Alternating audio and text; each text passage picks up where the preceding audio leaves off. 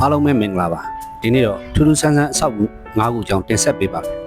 ဒီအကြောင်းအရာလေးကိုမစခင်မှာကျွန်တော်ရဲ့ channel လေးကို subscribe မလုပ်ရသေးရင် subscribe လုပ်ထားပြီးဘေးနားကခေါင်းလောင်းလေးကိုလည်းနှိပ်ထားပေးဖို့တောင်းဆိုပါရစေနံပါတ်1ကမ္ဘာအဆောင်ဆုံးမျှော်စင်ကမ္ဘာပေါ်မှာအဆောင်ဆုံးမျှော်စင်လို့ပြောလိုက်ရင်လူတိုင်းကအီတလီနိုင်ငံကအီဆာမျှော်စင်ကိုပဲပြင်းမြင်ကြမှာပါဒါပေမဲ့တကယ်တမ်းကမ္ဘာအဆောင်ဆုံးမျှော်စင်ဖြစ်ခရင်းနဲ့မှတ်တမ်းတင်ထားတာကတော့အားလဲစော်ဘွားများပြည်နယ်ကCapital Gate မျှော်စင်ပဲဖြစ်ပါတယ်။သူကတီစာတက်၄စားလောက်ပို့ဆောင်ပြီးအနောက်ဘက်ကို18ဒီဂရီတိတိတမင်တကာစောင်းပြီးဒီဇိုင်းထုတ်ထားတာပါ။အင်ဂျင်နီယာအတတ်ပညာရဲ့အမခန်းလက်ရတစ်ခုလိုတောင်ပြောလို့ရပါတယ်။အဘူဒါဘီမြို့ရဲ့ခေတ်မီတိုးတက်မှုကိုသင်္ကေတပြုထားတဲ့ Capital Gate မျှော်စင်ကြီးကို2011ခုနှစ်မှာတည်ဆောက်ပြီးစီးရပါတယ်။အထပ်ပေါင်း35တက်ရှိတဲ့ဒီအဆောက်အအုံထဲမှာရုံးခန်းတွေနဲ့ကျန်ငါးဝင်းအဆင့်ရှိဟိုတယ်တွေပါဝင်ပါတယ်။ထူးခြားချက်ကတော့ဒီလောက်ဆောင်းတဲ့အဆောက်အဦကြီးပြိုမကျသွားအောင်မြေအောက်ထဲမှာတောင်30ကျော်အထိငတ်တဲ့တန်ကူကွန်ကရစ်တိုင်ပေါင်း490ကျော်နဲ့ထိန်းထားရတာပါဒါလူသားတွေရဲ့ပြည်သူ့ကစွမ်းရည်ကိုပြသနေတာပဲဖြစ်ပါတယ်နံပါတ်2ပလင်းပုံစံဝိုင်းပြတိုက်2016ခုနှစ်မှာစတင်ဖွင့်လှစ်ခဲ့တဲ့ဒီပလင်းပုံစံဝိုင်းပြတိုက်ကြီးဟာကမ္ဘာအကြီးဆုံးဝိုင်းပြတိုက်တွေထဲကတစ်ခုဖြစ်ပါတယ်နာမည်ကျော်ပြည်သူ့ကပညာရှင်တွေဖြစ်တဲ့HGU Architect အဖွဲ့ကဒီဇိုင်းထုတ်ထားတာဖြစ်ပြီးဝိုင်ရဲ့သမိုင်းကြောင်းနဲ့ယဉ်ကျေးမှုကိုခေတ်မီနည်းပညာတွေသုံးပြီးပြသထားတာပါဒီထဲမှာဝိုင်ရတာမြည်ဆန်းနိုင်တဲ့နေရာတင်မကပဲ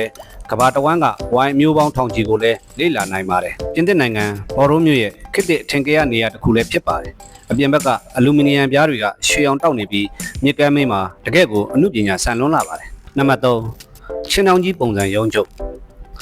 ကမ္ဘာအကြီးဆုံးချင်းတောင်ကြီးကိုမြင်မှုကြပါသလားဒါကတော့အမေရိကန်နိုင်ငံအိုဟိုင်းယိုပြည်နယ်ကလောင်ဘာဂါဘတ်စကက်ဘေးဒီပါ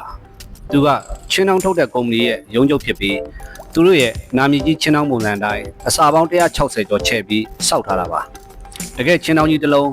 မြေပြင်ပေါ်မှာချထားသလိုမျိုးတပုံစံနဲ့တူအောင်ဖန်တီးထားတာအံ့ဩဖို့ကောင်းပါတယ်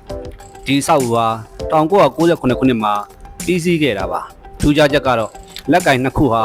150တန်းလောက်လေးပါတယ်။ဆောင်းတွင်းမှာရေခဲတွေတင်ပြီးလက်ကင်ကြီးတွေပြုတ်မကျအောင်အပူပေးစနစ်တောင်ထည့်သွင်းထားရပါတယ်။ကုမ္ပဏီတည်ထောင်သူ Dave Longaberger ရဲ့သူ့ရဲ့ထုတ်ကုန်ကိုဂုံယူလွတ်တဲ့စိတ်ကူးကနေပေါ်ထွက်လာတဲ့ကမ္ဘာအထူးခြားဆုံးအဆောက်အဦတစ်ခုပါ။နံပါတ်4 The Piano House ကမ္ဘာအထူးဆန်းဆုံးအိမ်တွေကိုပြပါဆိုရင်တရုတ်နိုင်ငံဝေနန်မြို့မှာရှိတဲ့ The Piano House ကလည်းတစ်ခုပါဝင်ပါပဲ။ဒါဟာ2009ခုနှစ်မှာဆောက်လုပ်ခဲ့တဲ့ခေတ်မီပြကန်းတစ်ခုဖြစ်ပါတယ်။ကြည်လင်နေတဲ့ဝိုင်အိုလင်အကြီးကြီးတစ်ခုကအနက်ရောင်စန္ဒယာကြီးကိုမှီထားတဲ့ပုံစံကတကယ့်ကိုရင်သက်ရှူမောစရာပါ။ထူးခြားတာကအကြီးအောင်ဝိုင်အိုလင်ကြီးထဲမှာအပေါ်ဓာတ်ကိုတက်ဖို့လှေကားတွေနဲ့ဓာတ်လှေကားကိုလည်းထည့်သွင်းတည်ဆောက်ထားတာပါ။တက္ကသိုလ်ကျောင်းသားတွေရဲ့စိတ်ကူးနဲ့ဒီဇိုင်းထုတ်ထားတာဖြစ်ပြီးအခုဆိုရင်ကမ္ဘာလက်ခီးသွားတွေကြားမှာအရန်ကိုနာမည်ကြီးတဲ့နေရာတစ်ခုပါပဲ။နံပါတ်5ကွေးကောက်နေတော့အိမ်အခုမြင်နေရတဲ့အဆောက်အဦကတော့ပိုလန်နိုင်ငံဆိုပို့မြို့မှာရှိတဲ့ The Crooked House ပဲဖြစ်ပါတယ်။သူကပုံမှန်တိုင်းတက်တဲ့မတ်မတ်ရှိမနေပဲမှန်ထဲမှာကြည့်နေရသလိုမျိုးဝှေ့ကောက်နေတာပါ။ကမ္ဘာအစမ်းကျယ်ဆုံးအဆောက်အဦစင်းမှာအမြဲတမ်းပါဝင်လေးရှိတဲ့ဒီအဆောက်အဦကို2004ခုနှစ်မှာပြည်သူ့ကပညာရှင်